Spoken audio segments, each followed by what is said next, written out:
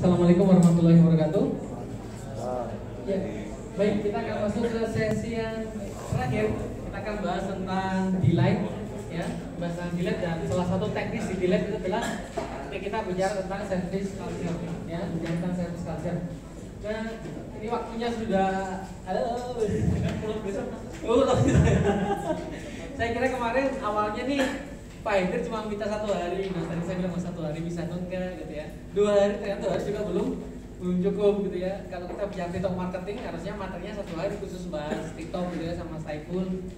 Bicara tentang service delay, misalnya service yang wow itu juga malah ini yang paling berat. Artinya paling berat itu nggak cukup materi ya, artinya harus ada pelatihan ke karyawannya, ke timnya, jangan sampai ownernya paham menerjemahkan atau menciptakan culture di perusahaan itu perlu waktu yang cukup panjang. Tapi nggak apa-apa, ini saya masih sampaikan materi awal dulu tentang service culture. Sebelumnya saya ingin memutarkan video yang kemarin ya, coba lihat yang KFC.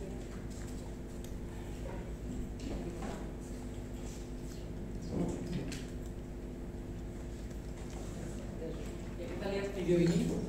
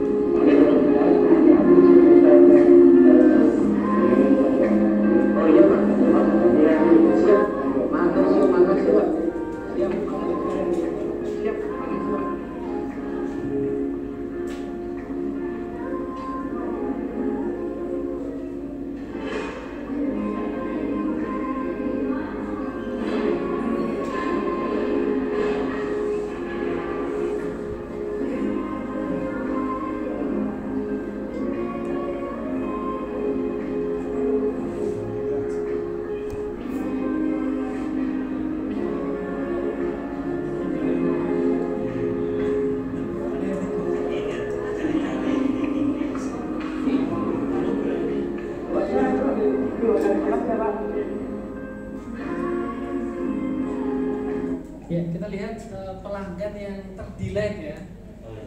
Jadi kalau kita ingin membuat pelanggan tadi itu menjadi marketer kita, itu mereka kira-kira service yang seperti apa yang membuat mereka mau jadi marketer kita? Yang biasa aja atau yang betul-betul membuat mereka wow gitu?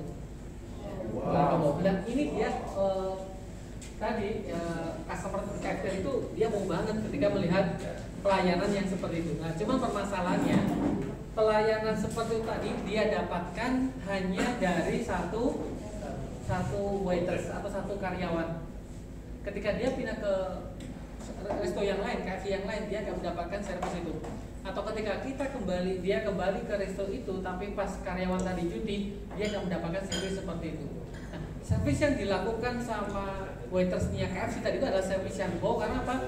Karena sudah di atas SOP yang ada. Jadi ngambil sampel itu siapa yang ngambil? Ya customer sendiri ya. Tapi dia bantuin ngambil sampel. Beberes siapa yang masukkan ini? Ya customer sendiri, tapi dia bantu orang ketika mau beberes. Dan itu nggak dia dapatkan di karyawan yang lain. Nah, permasalahannya ketika kita memiliki tim seperti itu nikmat, itu rezeki, itu keberuntungan bagi kita. Atau ketika mungkin bisnis masih dihandle sama owner, kita bisa melakukan hal tersebut. Namanya owner ya, owner itu ini yang memberikan yang terbaik. Cuma permasalahannya ketika bisnis Anda sudah berkembang, buka cabang lagi, apakah pelayanan seperti itu akan tetap apakah customer dapatkan? Biasanya sih setelah ownernya itu nggak ngurusin di lapangan, ya servisnya amburadul, ya servis amburadul. Nah, berarti servis yang wow tadi yang dia dapat, customer dapatkan di KFC tadi itu dikarenakan personality dari waiter tadi itu, dan itu bukan garansi, ya. Jadi ini jangan kita terlalu merasa hebat ketika dapat tim seperti ini. Ya. Kita akan merasa hebat ketika semua tim melakukan hal seperti itu. Jadi saya bilang KFC servisnya seperti apa? Nggak wow. Buktinya ketika ada orang yang seperti itu, ya itu bagi customer wow, berarti sebelumnya dia mendapatkan experience yang berbeda, yang tidak seperti sampai-sampai mereka mau buatin konten. Nah, service culture, ya service culture itu kalau dalam bahasa agama itu namanya pelajaran akhlak. Ya. Kalau yang attract, engage itu pelajaran fikih. Artinya caranya begini. Oh, kalau mau harus first impression, oh harus strike, oh harus sticky, oh algoritmanya seperti ini, oh thumbnailnya harus seperti ini, covernya seperti ini, oh aku harus jadi pencuri yang baik seperti ini. Nah itu kalau dalam agama ya kebaca pelajaran fikih lah. Oh bacaan sholat sujud seperti ini, bacaan rukuk seperti ini gitu.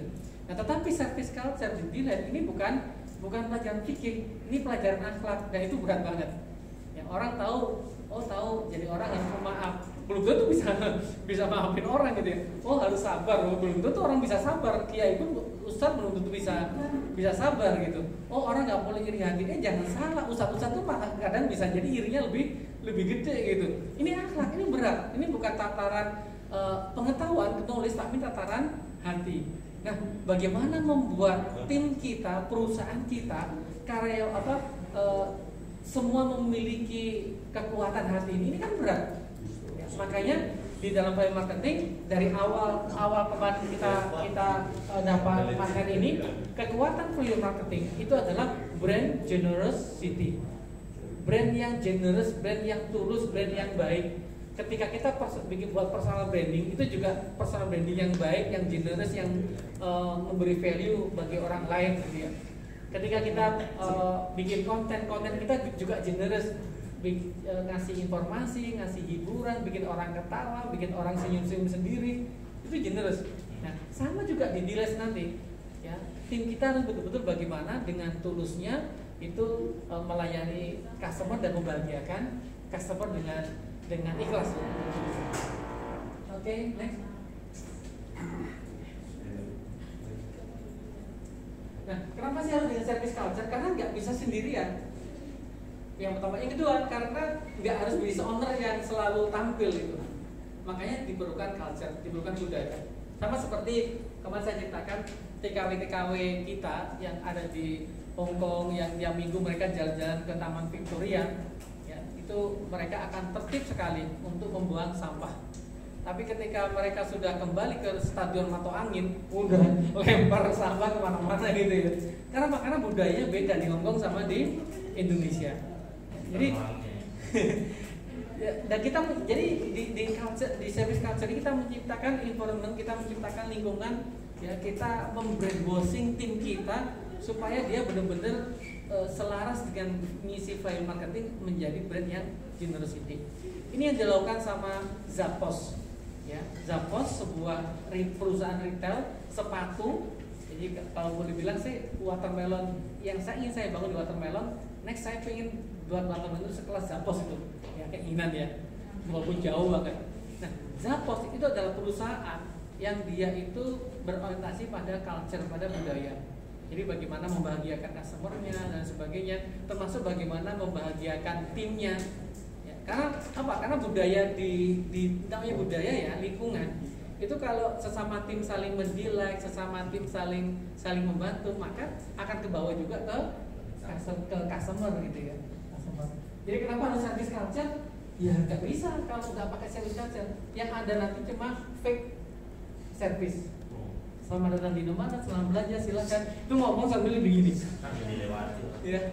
Yang ada itu nanti kita akan membaca doa, bukan mendoakan. Kan beda banget baca doa sama mendoakan. Baca doa, oh selamat terima kasih atas kehadirannya, semoga sehat selalu ya Kak. Itu baca doa. Tapi kalau kita ngomong makasih ya Kak, ada ke sini, ya Allah mudah-mudahan, ya Allah mudah-mudahan Kakak sehat selalu. Kita tunggu kehadirannya ya Kak. Itu mendoakan. Sama ucapannya, tapi generousnya beda. Next. Jadi saya salah ketik. Harusnya kenapa dengan customer delight? Karena di value marketing tidak cukup dengan customer satisfaction, tidak cukup dengan customer yang puas. Karena customer yang puas belum tentu dia mereferensikan, dia akan balik lagi tapi belum mereferensikan. Jadi goal dari value marketing adalah membuat customer delight. Ya, customer delight. Jadi customer betul-betul wow, ya customer betul-betul surprise, ya, seperti itu. Dan saya kasih contoh videonya sudah.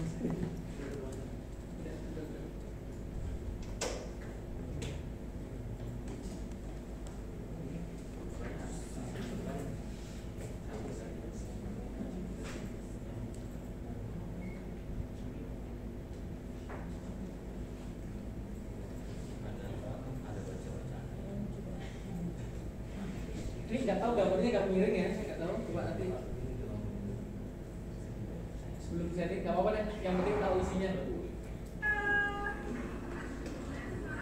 Nggak apa-apa ya.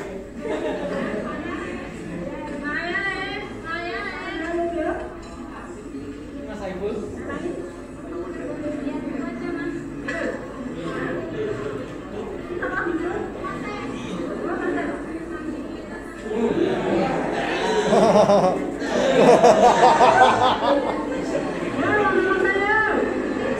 Pas kali itu ya.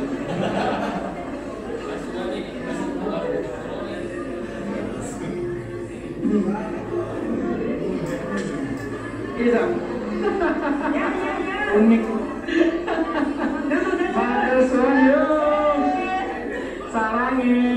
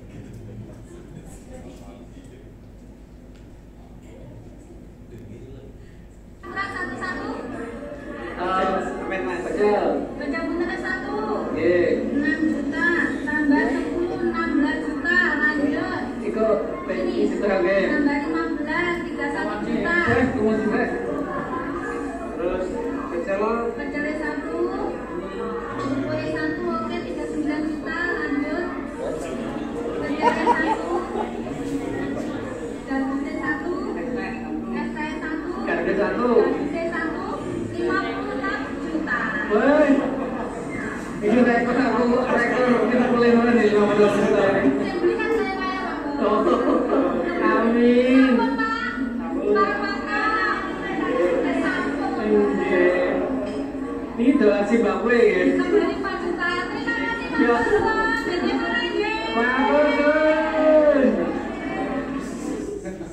Ini gak excellent banget, ya gak excellent banget, tapi servis yang wow. Ketika saya posting ini di Facebook, itu langsung Pak Budi, ya CEO-nya CRP saat ini, Indofood ya, anak buahnya Tony Salim, langsung saya, Mas Aris, Sherlock, pokoknya kalau ke Jatim, aku mau ke tempat itu. Yang padahal kalau boleh tahu, pelayannya tidak pakai alas kaki, ya terkesan dorong. Apakah yang datang itu orang menengah ke bawah? Enggak, menang ke atas karena harga puternya mahal.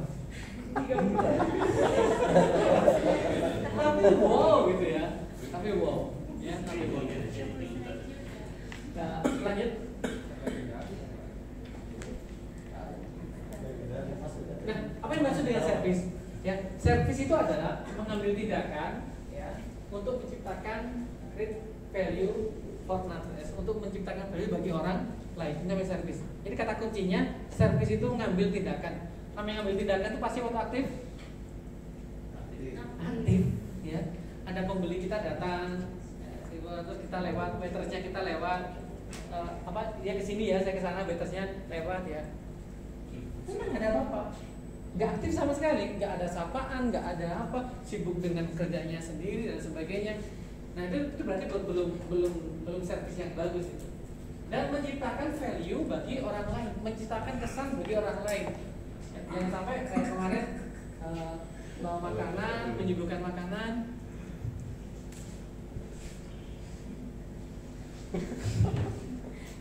Iya itu ya basic banget gitu ya, itu basic banget. Seperti itu gambarannya. Lanjut.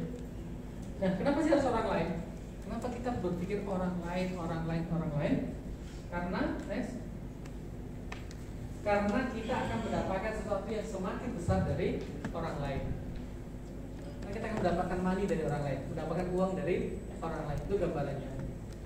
Jadi semakin kita kasih value lebih, semakin orang lain kasih value kita lebih. Itu rumus.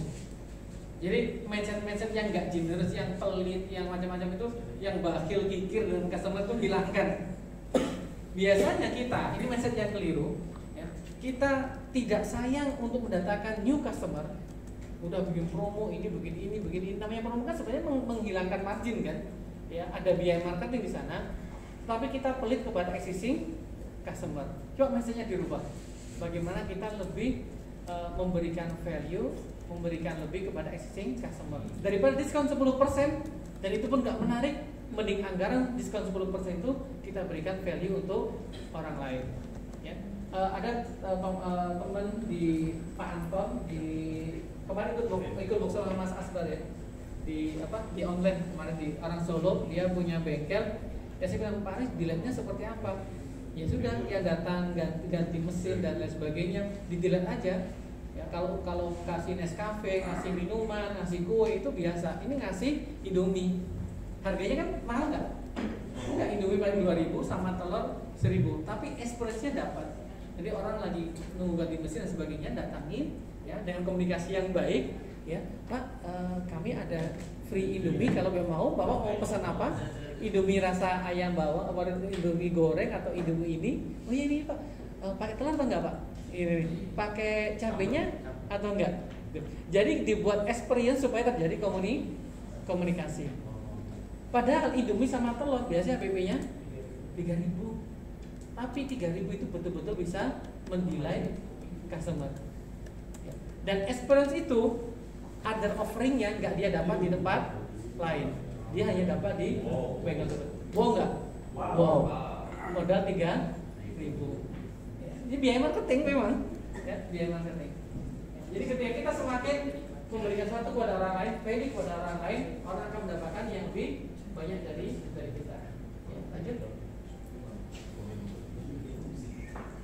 Nah, ini yang harus kita lakukan, ya, merubah mindset, ya, semuanya harus dirubah nih mindsetnya, ya, mindsetnya harus dirubah, semuanya. Silakan, bukan kosongkan gelar, ya, silakan otaknya berbesar. Perubahan mindset bahwa service itu adalah bagian paling penting dalam marketing. Jadi service adalah bagian paling penting dalam marketing. Karena sehebat apapun marketing mendatangkan lead, sehebat apapun TikToknya, sehebat apapun tracknya, kalau kemudian produk dan servisnya itu gagal, apa yang terjadi? Selesai. Yang paling kecewa cerita kemana-mana. Ya, apalagi yang cerita itu wanita. Ya, wanita. Wah, luar biasa. Saya punya masalah dengan istri saya ya, tahun 2012 punya masalah sama istri. Terus 2013 saya ada masalah lagi, bahas masalah apa gitu. Yang dibahas kira-kira yang 2013 atau yang 2012? 2012 Pak dibahas. Terus 2015 ada masalah apa lagi kira-kira dibahas? Kasus yang mana? 2012 sama 2013 ya, tiga kasus dibahas gitu ya. Pas tahun 2020 ada masalah lagi yang dibahas tahun berapa? 2012. Sampai jujur demi Allah aku, Dek, yang mana sih kasusnya gitu. Sampai saya lupa gitu ya, sampai laki-laki itu lupa kasusnya apa, wanita itu dia ingat. Nah, sama kalau wanita ya seperti golongan tadi itu dikecewa kepada customer, dia akan menjadi marketer negatif seumur hidupnya. Seumur hidupnya. Lagi ngobrol sama keluarga, nanti pesan buah buat antaran di mana teman. Jadi teman, jadi teman. Aku dulu pernah. Ini bahaya sekali. Ya. Subconscious mind alam bawah sadar gitu ya. Jadi beda dengan customer yang kita bahagiakan, dia akan terus menceritakan ke kita, mereferensikan kita dan sebagainya. Seandainya ada biaya, ya biaya untuk itu, ya itu yang biaya marketing. Pak ini bercanda dari ini. Mas Adis, bisakah plan marketing digunakan untuk keluarga? Gak bisa. Dia sendiri mereferensi. Kalau istri semakin dilihat semakin posesif ya, bukan mereferensikan, beda sama customer.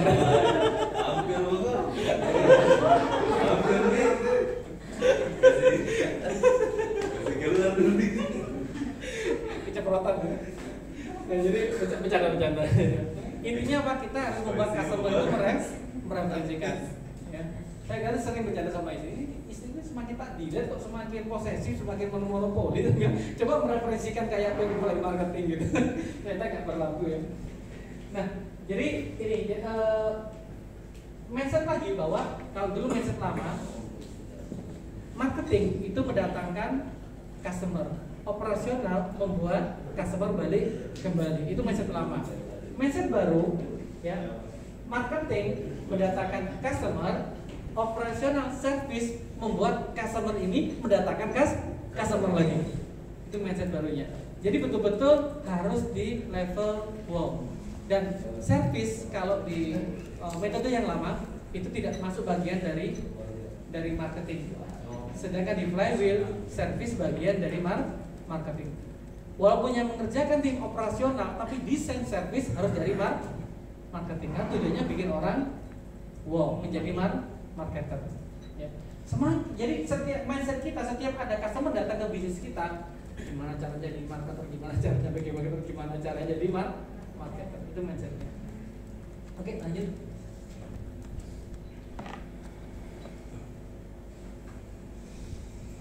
Nah, permasalahan dalam mindset service. Apa aja permasalahan? Coba kita lihat. Satu, service dianggap pekerjaan pelayan atau rendahan. Ya mungkin karena service dari kata service yang bahasa artinya adalah budak pelayan, sehingga seakan-akan service ini adalah pekerjaan rendahan. Ya, saya ceritakan bagaimana perusahaan sekelas hotel, lupa saya apa kemarin, Shangri-La Hotel, ya. Siapa pernah tidur di sana? Saya belum pernah. Di Jakarta rate-nya 1 juta lebih kayaknya di Shangri-La. Jadi di Shangri-La Hotel itu, ya, dia tidak ada SOP. Ya, dia nggak ada SOP untuk servis. Yang ada dia adalah business rule sama business policy dan business rule. Artinya apa? Artinya di Shangri-La itu SOP-nya semua orang disuruh bawa kertas, kemudian SOP-nya adalah apa yang Anda lakukan ketika saudara Anda yang baik hati, yang tinggal jauh dari luar kota, yang lama nggak ketemu datang ke hotel Shangri-La, sedang Anda menjadi seorang satpam, sedang Anda menjadi tukang sapu, sedang Anda menjadi seorang waiter, sedang Anda menjadi seorang GM. Apa yang Anda lakukan? Itu SOP-nya. Ya. Apakah kemudian ketika datang, ya selamat datang di Shangri-La? Enggak. Ya namanya saudara, ya kita tergopoh-gopoh untuk kemudian menyambut dia gitu. Sampai seperti itu saya pikir di hotel Shangri-La. Saya nggak tahu Shangri-La Indonesia ya kan, baru pernah nyoba gitu ya. Tapi di luar negeri Shangri-La nggak ada SOP, ya, nggak ada SOP. Dan yang membuat KFC tadi itu wow karena dia melanggar, dalam tanda kutip melanggar SOP. Artinya dia memberikan sesuatu yang lebih daripada SOP. Ya. Jadi kita buat sesuatu yang alami, dan itu yang dilakukan di Starbucks. Ya, awal-awal Starbucks di Indonesia seperti itu dulu. Jadi orang datang itu ditulis namanya, sebenarnya tulis nama di gelas tadi hanya untuk orang bisa menyebut nama dan kenal. Dan bahkan ketika waitersnya itu tahu, waitersnya tahu orang datang ini siapa, udah disiapin. Dia biasanya suka kopi apa udah disiapin dulu. Kalau nggak jadi ya disembunyiin lagi gitu. Sampai seperti itu. Nah, Bapak menu ini kan sukanya ini nyebut nama dan sebagainya. Itu culture-nya di Starbucks. Cuman sekarang di Indonesia culture itu sudah mulai turun gitu ya. Jadi seandainya tadi GM-nya lewat, ya, GM-nya Shangri-La lewat, ketemu customer, apa yang dilakukan? Menservis. Ya, menservis. Jadi kalau saya masuk ke toko, ketemu customer, ya udah saya pelayan. Di situ saya harus melayani. Dan itu culture-nya yang akhir culture yang kita berusaha untuk install di tim kita. Berikut. Lanjut.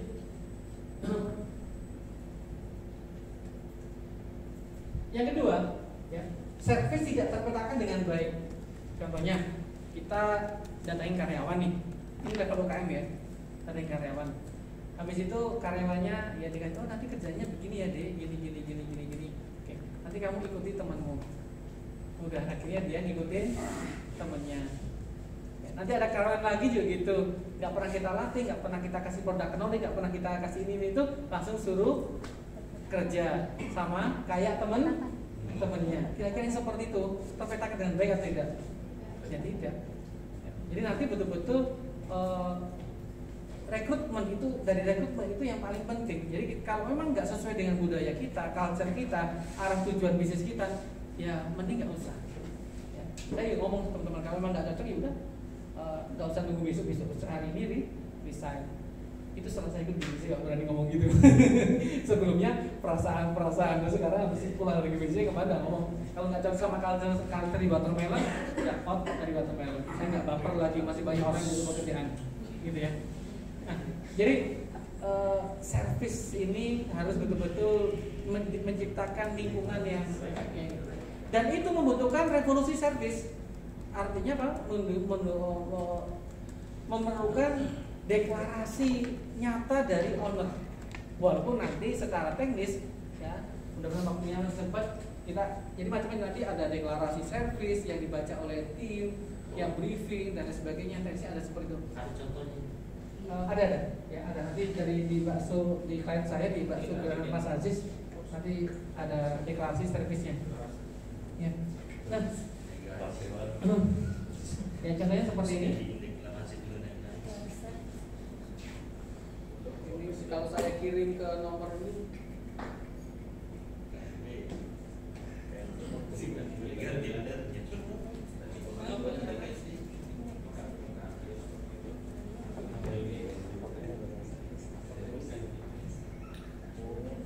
Seperti ini, Pak. Nah, coba bacakan deklarasinya. Deklarasi budaya siap.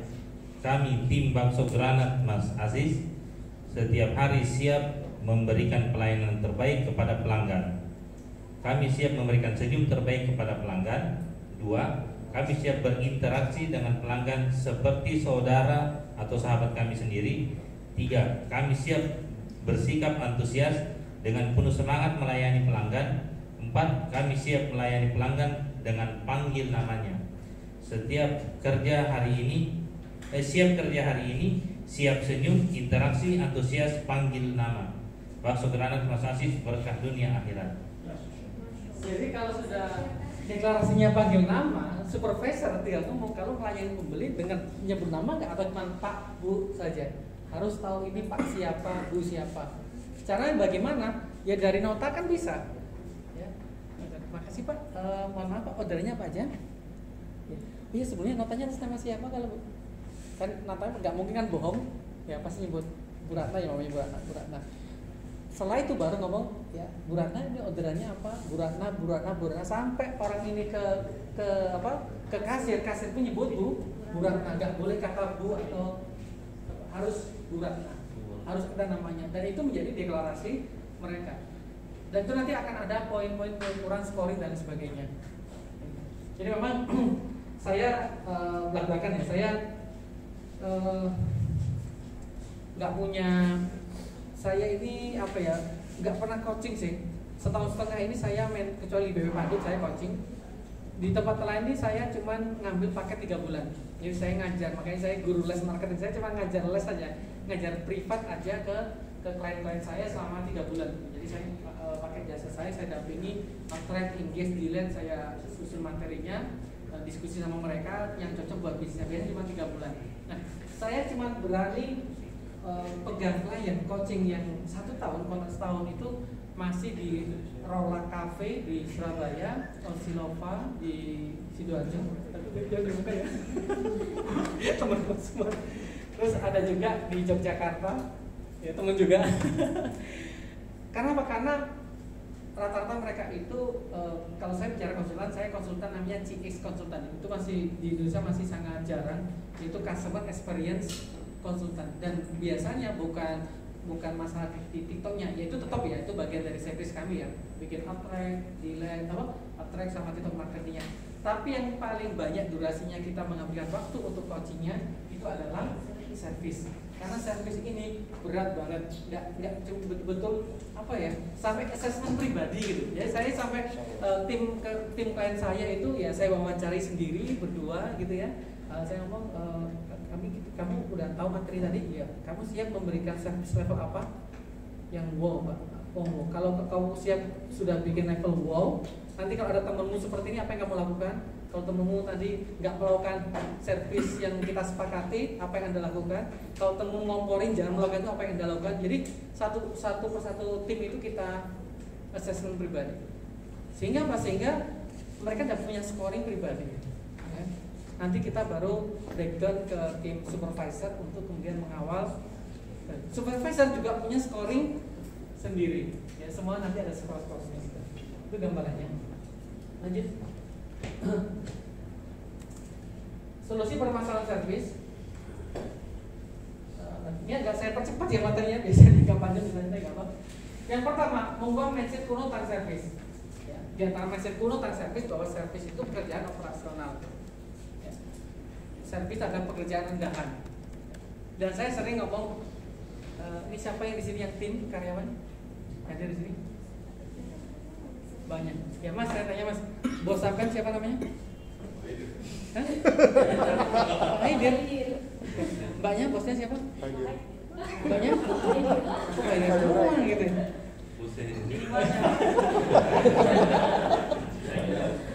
Kenapa Pak Haidir bosnya? Karena kan yang gaji, yang bisa PHK dan sebagainya. Pertanyaan saya, ada nggak yang bisa mem-PHK Pak Haidir?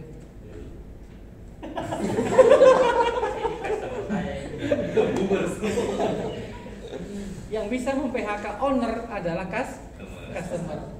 Ya, ketika customer sudah gak beli ke tempat kita, ya otomatis bisnisnya tutup, ownernya kena PHK. Berarti big bossnya siapa? Customer. Kalau Anda di tempat kerja ada customer, ada bos, mana yang Anda lebih hormati?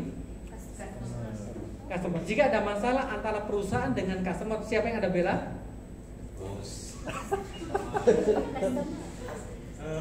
Nah, kalau kita jawab bos, itu berarti mindsetnya masih kuno.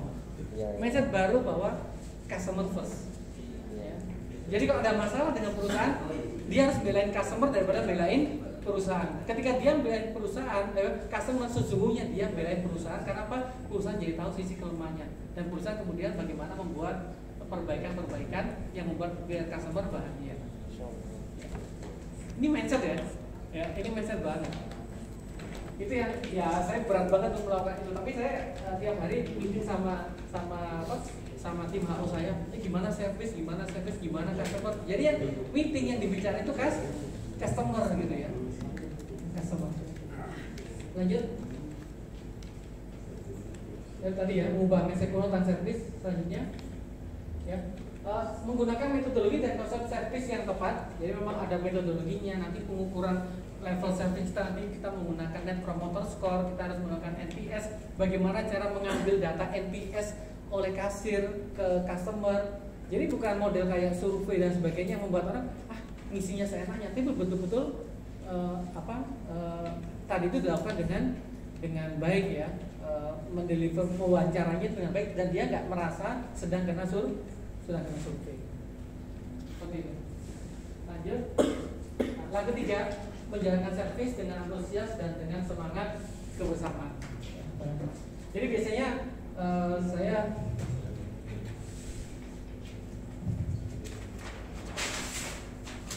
ini kayaknya ada Bu Devi, ada tamu Bu Devi, beliau senior di Bank BCA. Ini saya mau bicara servis, ini saya belum pernah melayani servis di mana ya. Ini tolong di revisi kalau keliru. Jadi ini servis itu level yang paling rendah itu namanya servis level kriminal. Ya. Ini servis yang juekelin. Ya, pernah mengalami servis level kriminal? Servis level kriminal. Ya servis yang jengkelin banget. Beli nggak dilayan-layanin, nunggu lama nggak dikonfirmasi dan sebagainya. Pernah dapat servis seperti itu? Sering. Wah, kemarin sering ya.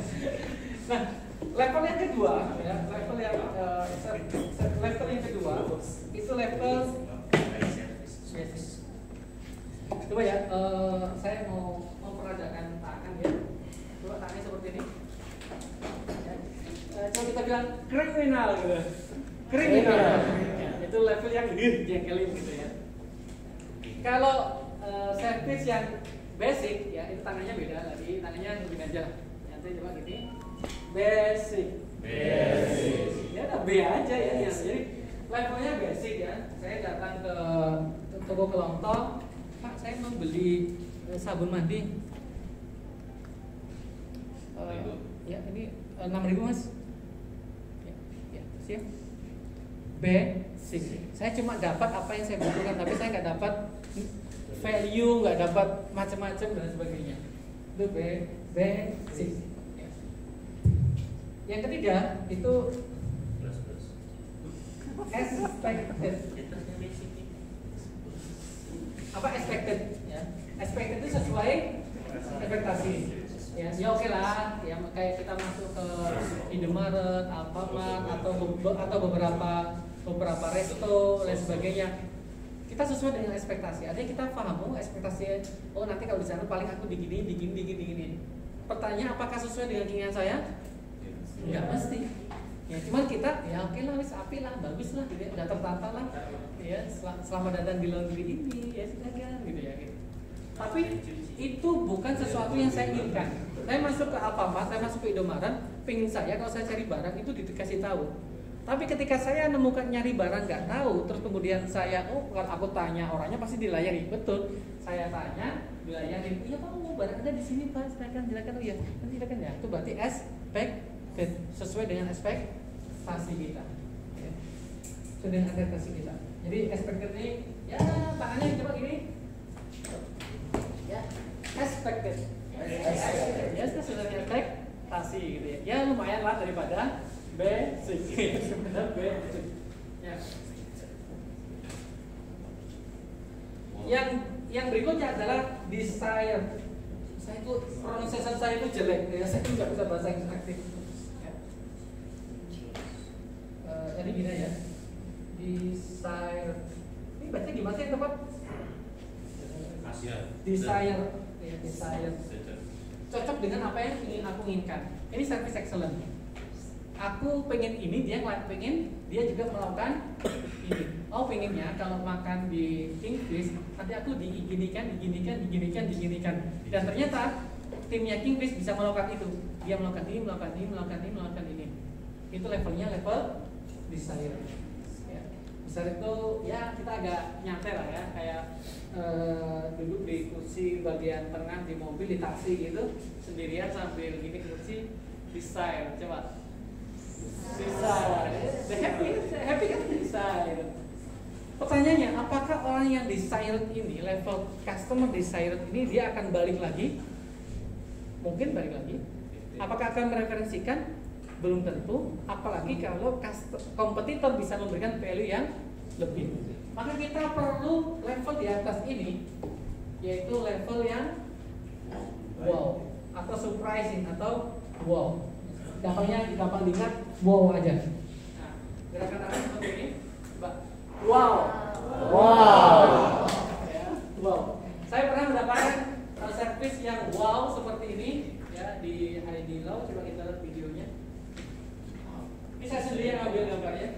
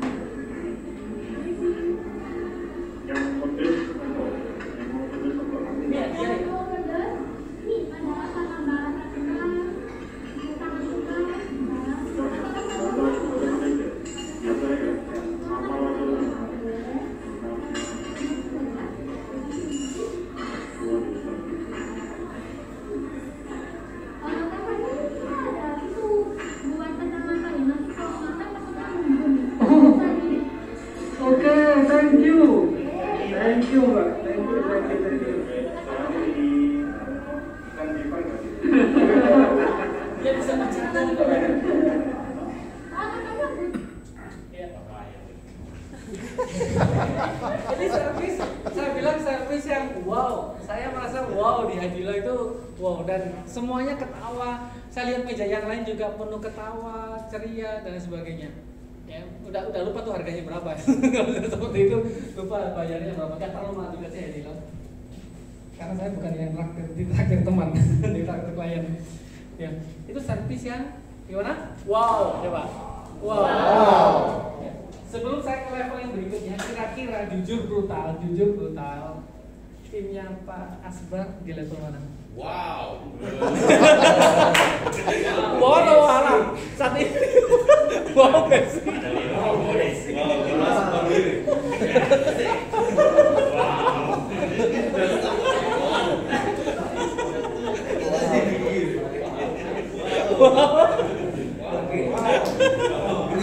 Wow.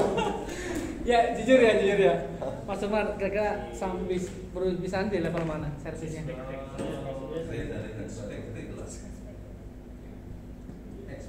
Level mana? Basic. Disuruh langsung Pak, sama langsung. Yang lain kira-kira di mana? Laundry-nya?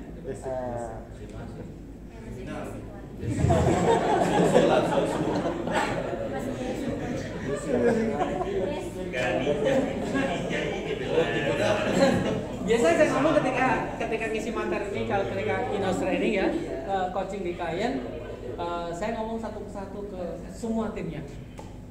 Seandainya ini agak banyak timnya Pak Aidir semua ya. Mbak, maaf ya, Mbak, Anda ingin nanti di bisnis ini servisnya di level mana? Wow. Yang mana? Wow. Satu persatu pertanyaan, baru nanti selesai pelatihan asesmen pribadi. Anda tadi serius ngomong wow, oke, ini Anda lakukan tek seperti itu. Jadi memang harus melakukan revolusi servis. Ada yang jadi bilang wow. Nggak ada rata-rata bilang wow, karena kalau nggak bilang wow dia tahu kalau ini akan dikeluarkan. Yang di atasnya lagi, ya tangga di atasnya lagi namanya unbelievable. Ini yang kelas Saya pribadi pernah mendapatkan servis ini di Kota Bogor. Siapa yang pernah ke Kota Bogor? Pernah? Asli Bogor. Ya, di restoran, di kafe yang namanya Reindeer Cafe. Rain hujan, karena hujan reindeer ya, hujan rusa. Bogor kan kota hujan dan kota rusa ya. Jadi saya ke Reindeer Cafe, saya sama teman saya duduk berdua gini, langsung waitersnya datang dengan membawa menu, ya dia bawa menu, terus tunjukkan menu saya, ya. Yang bikin kaget adalah ketika dia menanyakan menu saya menggunakan bahasa Inggris. Ya. Chef, this is salmon smoke, sampai membuat saya itu bingung gitu ya. Saya tuh nggak terlalu bisa bahasa Inggris juga, apalagi bahasa Inggris aktif, bisanya cuma yang pasif doang gitu. Saya agak annoying, maksudnya kok dia gini gitu ya. Terus bertanya, Chef, can you speak English? No, I can speak English very well. Where you come from? Malang. Walah, Malang. Coba ngomong dari tadi, jangkrik lah gitu. Di prank gitu, Pak. Di prank pertama kali datang kena prank di situ. Saya unbelievable kan? Wah tadi kayaknya unbelievable itu unbelievable coba. Ayo semua ngomong unbelievable. Itu betul servis yang bagi saya unbelievable. Oh memang sengaja ya? Sengaja di prank. Bayangin ya, di sentuhan pertama, kok dia berani nge-prank saya di sentuhan pertama loh, bayangin. Berarti dia tahu customer saya itu orang baru. Sampai berani dia nge-prank saya. langsung pulang kalau saya.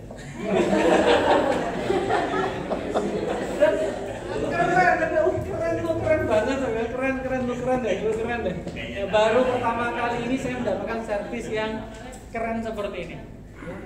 Saya ngobrol-ngobrol ya, gajinya berapa? Oh, ternyata anak mahasiswa yang magang, dan memang di restoran itu dicari mahasiswa bahasa Inggris baru boleh magang di restoran tersebut. Nanti di Greenpeace disuap.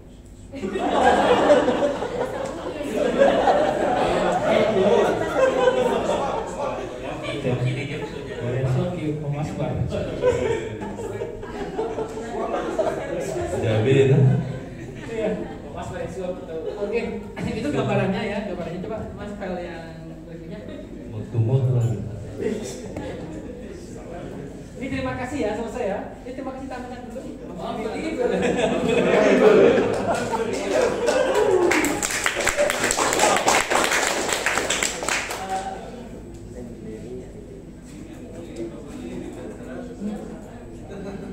Nah ini materi yang ini cuma saya pintaskan aja ya, karena sebenarnya materi ini khusus untuk leader-leader.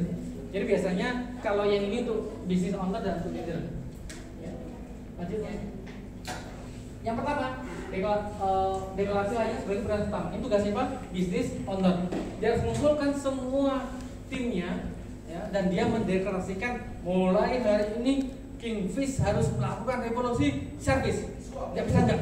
Wah, itu deklarasi dari owner. Mendirikan bahwa service adalah prioritas utama. Ya. Jadi materinya macam-macam ini masih untuk kepimpinan ya. Nanti secara teknis seperti apa masih bawahnya banget materi service ini nggak selesai 2-3 hari ya. Lanjut. Nanti setelah itu baru membuat deklarasi model service di siapa yang buat ini? Yang tim yang tadi yang seperti yang dibacakan sama Pak Aidir. Jadi yang pertama tadi komitmen owner, yang kedua ini baru yang tim yang buat, dan yang membuat ini tim, bukan owner, bukan perintah owner. Ya, tapi mereka yang menyetujui bahwa kita harus melakukan ini. Baru kemudian membacanya secara bersama-sama dan rutin. Tiap pagi harus dibaca, siang break istirahat dibaca, pulang break dibaca. Kalau pulang ya, kalau di teman saya yang di Bank BCA itu teman pulang terakhir itu baru ada pelatihannya 1 jam sebelum pulang itu ada evaluasi dan sebagainya. Lanjut. Nah, jadi ternyata yang hebat ya. Jadi membuat skor pribadi. Ya, skornya ini sangat fleksibel, bisa berupa senyuman ya yang 5 itu atau bisa berupa bintang 5. Jadi ketika saya masuk, saya itu nama saya adalah Aris, saya karyawannya di Kingfish. Saya tulis hari ini saya dalam keadaan bintang 3. Artinya saya mungkin ada kondisi-kondisi. Jangan sampai dia tulis bintang 5 ternyata hasilnya supervisor melaporkan servisnya amburadul gitu.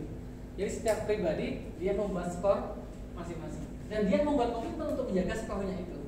Karena bisa jadi ya, apalagi ibu-ibu yang tim kita yang cewek yang BN apa? PKS. Iya, itu ya nggak apa-apa, isi bintang 1 pun nggak apa-apa, oh, dia memang kondisi emosionalnya sedang kurang baik ya. Lanjut ya, support layanan bersama ya, kita nanti harus bikin bahasa layan bersama ya. Contohnya kalau yang di Jogja itu kalau orang tua disapa dengan boso promo inggil dengan bahasa halus dan sebagainya. Nanti apa ini ya? Ya kita tentukan dulu, kemudian membuat komitmen bersama untuk melakukan itu. Makanya kita buat kalau tadi di sini budaya siap ya, punya bahasa halus tadi siap ya, lupa tadi apa itu. P itu panggil nama kalau nggak salah sebenarnya. Lanjut ya. Mengukur poin-poin penting. Nah, ini bisa beberapa pilihan, bisa 4 pilihan. Ya, skor ekspresi customer. Ekspresi itu ketika kita melakukan delete, kita lihat ekspresinya seperti apa. Jangan sampai kita ngasih delete, ekspresinya orang nggak terdelete. Berarti kita cuma buang-buang duit kalau program itu kita lanjutin terus. Program cincai di tempat saya yang potongan genepin harga tadi itu ternyata ekspresi orang ketika digituin sampai sejauh ini tetap baik, udah itu lanjut program itu. Program free salad buah sampai detik ini orang masih seneng banget dikasih salad buah, udah itu lanjut. Tapi kalau enggak, walaupun kita baru buat program ternyata enggak membuat orang ekspresi orang enggak menyenangkan, ya udah jangan dilanjut. Ya, seperti itu. Bisa juga dengan apresiasi. Ya, apresiasi beda sama ekspresi. Ekspresi kan baca, apresiasi itu ya respon orang. Bisa juga dengan perkenalan. Kalau tadi kita perkenalan, jadi seberapa banyak tim kita tadi itu bisa menyebut nama-nama customer. Ya. Skor keakraban, ya kayak di Haijilo tadi skornya keakraban. Bukan lagi perkenalan, nilai-nilai sudah sangat tinggi. Bagaimana dia betul-betul membangun namanya real relationship, hubungan yang nyata. Dan itu apakah ada SOP-nya? Ya enggak. Kalau ada SOP-nya malah nggak bisa real, ya kayak robot malah. Dia kayak ketawa-ketawa sama kita, lucu-lucu, tangannya ekspresinya kayak orang bercanda itu. Ya, itu yang dilakukan. Ya. Dan itu service yang wow, bukan yang walah. Lanjut ya. Membenarkan tim Anda, lanjut. Ya, mengadakan pelatihan yang tepat, membuat presentasi service. Jadi mengadakan pelatihan yang tepat. Mereka harus melakukan pelatihan public speaking, harus melakukan pelatihan bahasa Jawa halus, mereka harus melakukan bahasa Makassar, mereka pelatihan apalagi itu kita harus melakukan itu. Kemudian membuat presentasi service. Ini yang menarik. Setiap orang harus bisa membuat presentasi service hari ini. dan itu menunjukkan bagaimana dia itu bertumbuh. Saya ngomong ke tim, kalau kamu kerja di Watermelon, kamu harus meningkatkan kapasitasmu. Kamu harus bisa membuat presentasi, servis, kamu bisa menceritakan. Itu berarti levelmu itu meningkat. Kamu rugi kerja di sini kalau levelmu nggak meningkat. Ya, seperti itu. Jadi waiters itu betul-betul kita perlakukan bukan sebagai pegawai rendahan, tapi jadi pegawai yang spesial. Lanjut, ya singkirkan friction menuju layanan yang lebih baik. Ya, friction yang hambatan sama seperti kita pembahasan awal flywheel ya, antara friction dan force. Ya, friction apa aja sih? Jangan-jangan WC kita kotor, jangan-jangan ini. Bahkan gini, kami biasanya di beberapa kali saya ada namanya daerah speed zone. Ya, speed zone itu gini. Kalau ada warung, ya resto semua meja-meja, ada daerah yang kita batasi harus jalan cepat, gak boleh jalan lambat. Kalau lewat sini udah harus apa? Jalan cepat. Jangan yang orang sudah nunggu kelaparan jalan yang kayak gini. Tapi ketika nggak berada di speed zone, dia boleh, ya namanya orang perlu istirahat ya. Tapi ketika dia di sana, itu membuat apa? Membuat kesan experience mereka sama timnya begitu gesit. Padahal juga ketika nggak melewati itu juga agak gesit juga gitu ya. Wow. Lanjut, friction. Jadi menemukan friction dan kemudian membuat solusinya. Gimana caranya kemarin? Ada 2 cara. Pertama di apa? Diatasi. Yang kedua disikapi. Oke. Mempertahankan dan antusiasme. Lanjut.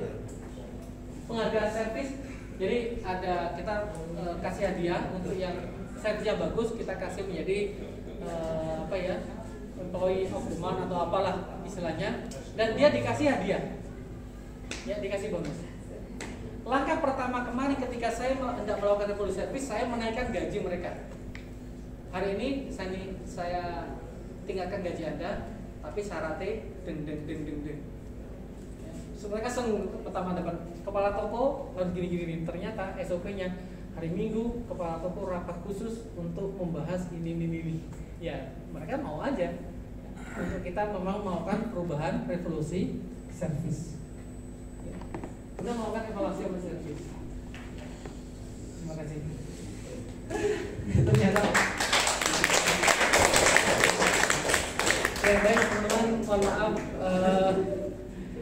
2 hari ternyata masih sangat kurang lama juga ya. Mudah-mudahan insya Allah nanti saya bisa silaturahmi lagi ke Sulawesi, ke Makassar ya. Nanti saya punya planning, harapan saya nanti bisa bikin semacam sekolah atau akademi atau pelayanan untuk pelatihan tim di servis dan sebagainya. Kebetulan alhamdulillah saya ketemu dengan orang yang tepat ya. Bu Devi bisa maju ke depan Bu. Wow. Silakan Bu ya. Perkenalkan ya. Nanti biar beliau kenal dulu. Aplaus dulu bagi dia.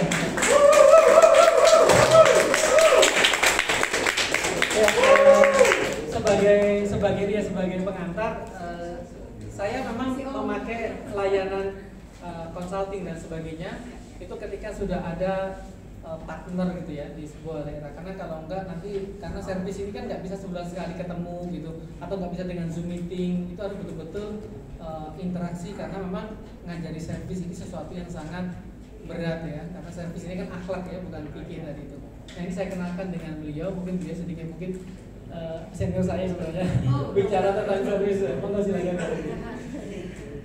Wow. Kakak-kakak semua, mungkin ada beberapa di sini adalah teman-teman saya juga, sahabat-sahabat saya ya, yang belum kenal salam kenal.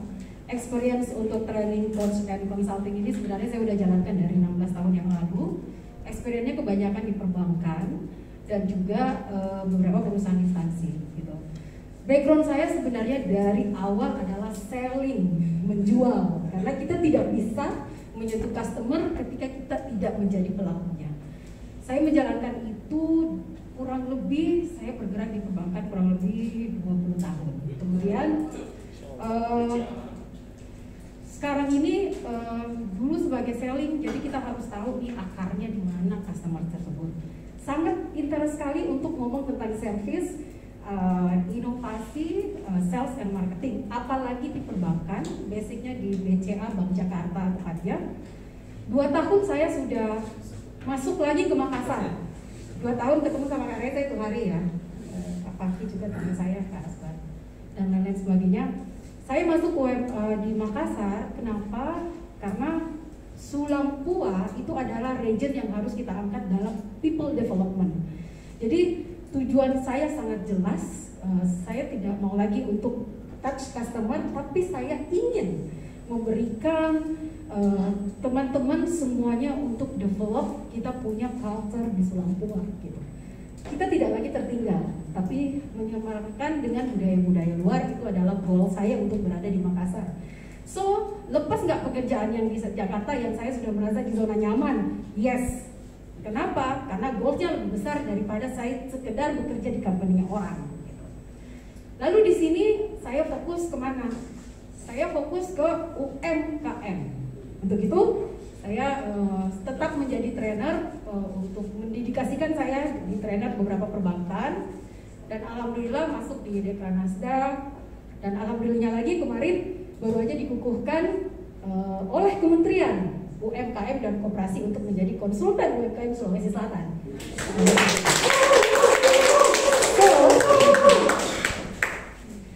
Saya langsung cocok dengan Pak Aris. Jodoh dalam pekerjaan mungkin ya. Ini gara-garanya Pak Haidir. Saya nggak tahu mau diapain, cuma diundang saja. Coba kita lihat. Ini ternyata tepat nih. Soalnya saya mencari orang yang sama-sama berkembang. Dan saya yakin juga teman-teman di sini pengen sama-sama berkembang. So, welcome saya bilang buat teman-teman semuanya yang ingin bertumbuh bersama. Banyak PR kita. Saya menjelajah tidak hanya di Makassar, tapi saya melihat dengan sangat jelas bagaimana ketika pandemi ini masuk dan bagaimana terciptanya bertumbuhnya wirausaha baru dan bagaimana pergeseran yang harus kita lompat sangat cepat dengan adanya adoption yang baru. Kita butuh semuanya orang-orang hebat yang ada di sini, tidak hanya cuma saya, Pak Aris, teman-teman di sini juga banyak sekali yang luar biasa, dan tentunya apa yang akan terjadi di Sulawesi Selatan dan menginfluence ke seluruh Indonesia mungkin itu akan lebih bagus. Oke, terima kasih teman-teman semuanya. Saya kembalikan kepada Pak Aris.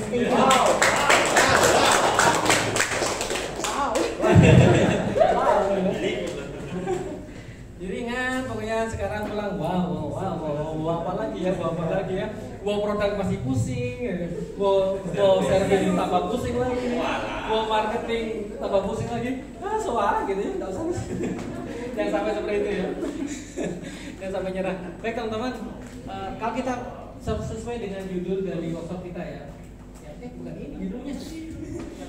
Jadi bagaimana membangun customer experience untuk melejitkan bisnis kita. Saya bilang dari awal dulu, teman-teman, kita harus bangun momentum. Ya, mungkin ketika kita membuat service culture di perusahaan kita berjalan mungkin lambat.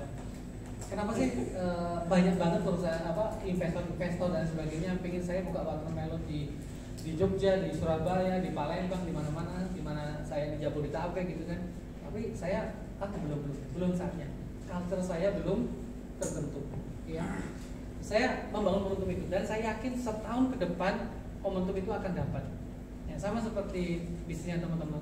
Jadi kita bisnis itu jangan berpikir 1 tahun, 2 tahun, kita berpikir 10 tahun ke depan. Jadi Kingfish ini nanti harus sudah berpikir bagaimana membangun momentum, bagaimana membangun momentum di produk, bagaimana membangun momentum di service, bagaimana membangun momentum di marketing. Di TikTok marketingnya dimulai dari sekarang, konsistensi ya untuk kemudian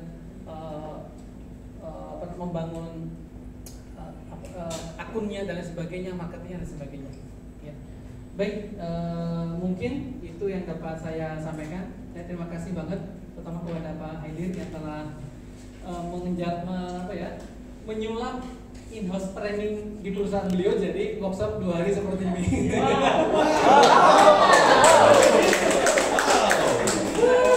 Ini bagus ya. Saya nggak nyangka ada workshop workshop di Makassar tuh gak nyangka banget ya gara-gara Pak Eko. Ini funky. Itu loh. Angguling dulu kan ya. Dari funky yang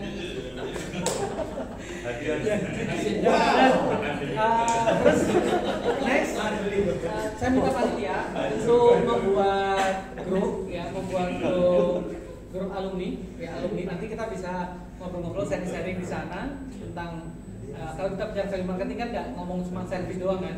Nah biasanya banyak orang tuduhan ke saya itu nggak jelas karena memahami value itu sebagian. Jadi value kan ya sama aja sama service excellence, sama atau enggak? Beda. Ya. Flaming TikTok marketing enggak juga, itu bagiannya aja. Bahkan kita di Attract masih belajar tentang ads, tentang IG ads, Facebook ads dan sebagainya gitu. Jadi semua digarap. Ya. Cuman salah satu pembeda dibanding dengan metode yang lama adalah service. Ya, adalah service. Dan itu hukumnya yang paling wajib dan hukum yang paling penting. Ya, paling penting. Baik, itu yang dapat saya sampaikan. Saya sangat berterima kasih kepada saudara-saudara semuanya. Ya. Pasan saya di Makassar, makanannya enak, orangnya juga enak-enak. Ya. Dan saya mohon maaf jika ada kesalahan kata, kurang sopan, attitude, sikap dan sebagainya selama 2 hari ini. Insya Allah kita akan bertemu lagi. Ya, saya Giri. Assalamualaikum warahmatullahi wabarakatuh.